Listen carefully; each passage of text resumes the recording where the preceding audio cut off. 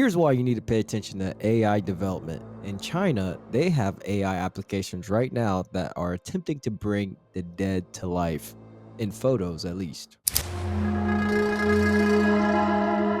Okay, so this is the UI for the Chinese AI program that is able to bring the dead back to life through video. On the left here, it says son, just above that guy with the brighter photo. And on the right, it says mother or mom, that I'm guessing is deceased due to the darkness of the picture. And then on the bottom there, it just says AI image to video. So essentially, you're able to take your image and convert it into a video using a deceased family member.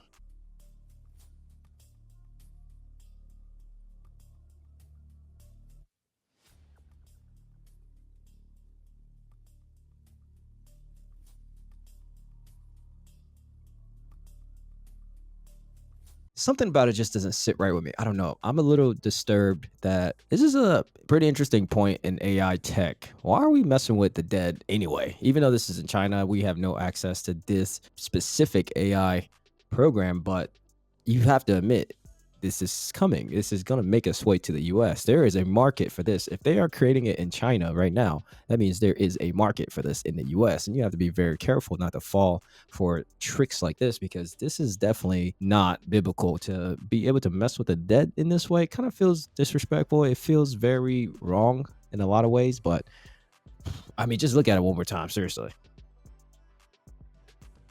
I, what do you even get out of that? It's not even, it's like a video of a deceased family member hugging you. I don't think that's going to satisfy what you're really feeling when you're grieving inside of a picture or a 2-second video. So ultimately, this is something that looks demonic underneath in a lot of ways. So you have to be very careful when you are messing with some of these AI apps. Okay, now that was photo to video. And this next story takes it up another level because they even call this one resurrecting the dead.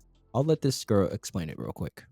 Whenever Sun Kai felt stressed at work, he called his mom for support, or rather, an AI avatar of her. His mom died in 2018, but he feels he can still access some essence of her in her digital clone. In China, death has long been a taboo topic. A host of companies in China want to use generative AI to change how people cope with loss. Sun works at Silicon Intelligence. For just $30 and a few seconds of video, the company can create a basic avatar. For more money, they can create interactive chatbots. Funeral service companies like this one in Shanghai are also offering AI avatars. The rise of AI services meant to resurrect the dead also raised tricky ethical questions. How should people's likeness and experiences be used, and who should be able to access their digital clones?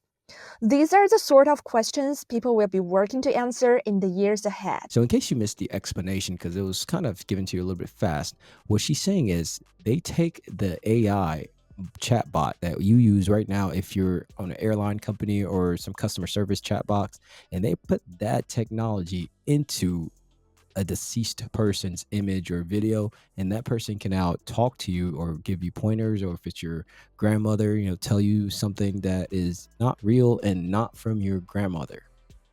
This is wrong on so many levels, and yet it's still being developed, and more of this will be developed. And it's starting over in China, but it's slowly going to creep over. As people become more isolated and lonely in the world, you're going to want to reach out to family members. And a lot of people have deceased family members and things of that nature that you're going to want to come back into your life because of grief and all of the pressures of living on Earth currently. I can imagine people also using this for pets, having your dog being able to bark at you in the video again. I mean, this is not a cure for loneliness. This is not a cure for isolation. This just seems like playing with demonic spirits and things that we shouldn't mess around with. Now, as a Christian in this space, I value technology and the advancement of it and being able to use them as tools. But when it comes to things like this, they no longer are tools. They're now crossing into a different realm, and it happens really quickly. And if we're not paying attention, we're not on guard, you could use something like this and think you're talking to your grandmother or your great grandmother, but really you could be speaking to demonic spirits and bringing all kinds of things into your life. Be careful.